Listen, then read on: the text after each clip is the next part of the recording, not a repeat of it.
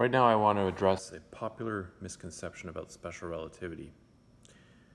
I've seen it many times, you've probably seen it at least once, and the big problem with it is that it's being spread by people who really should know better.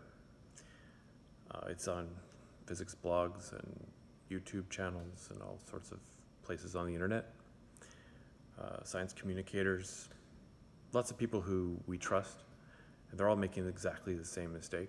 So I'm just going to tell you what it is. First, I'm going to tell you what the misconception is, and then I'm going to tell you why it's wrong.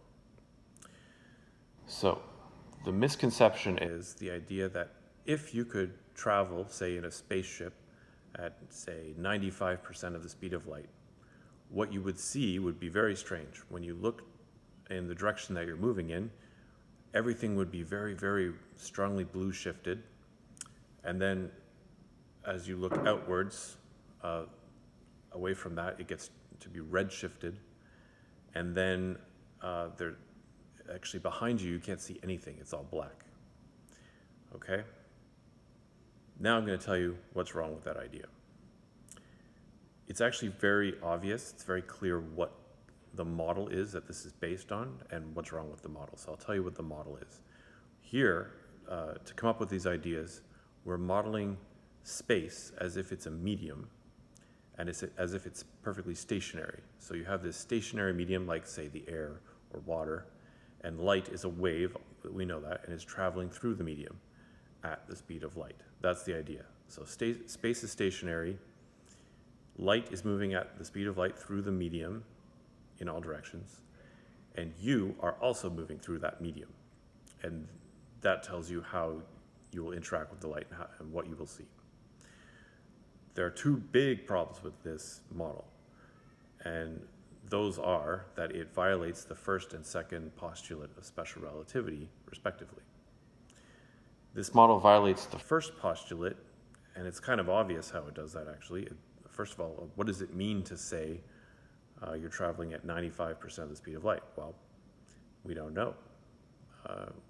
Well, what are you moving at 95% of the speed of light relative to? That's not specified, right? Is it relative to the local space? That doesn't even make sense, right? So no. But really, the laws of physics are not supposed to change depending on how fast or what direction you move at. All that does is change your frame of reference. It can't change much else. So that's the first postulate of special relativity. So there is no such thing as moving at 95% of the speed of light. The second postulate is also violated because if you're moving away from a light source, that light can always catch up to you no matter how fast you move. Your speed is not being added to or subtracting to the speed of light. The light has to move at the speed of light relative to the observer, and you are the observer. So that light is not moving at the speed of light relative to a medium, and it's not moving at the speed of light relative to the source. It's moving relative to the observer at the speed of light. That means when you look behind you, no matter how much you've accelerated, no matter how fast you're moving, you will always be able to see the light. Now, there is a grain of truth to this idea, and that is, yes, in general, any source of light, like say a star, if it's in front of you, you're probably going to be moving towards it. And if you're moving towards it and it's getting closer to you, yes, it will be slightly blue shifted, not as much as the model would suggest, but it will still be blue shifted. And any star that it's moving away from you will be slightly red shifted due to the Doppler effect. But yes, it's almost true in some ways, but overall, the model is just totally wrong. And it's shocking to see how widespread this misconception really is. Till next time.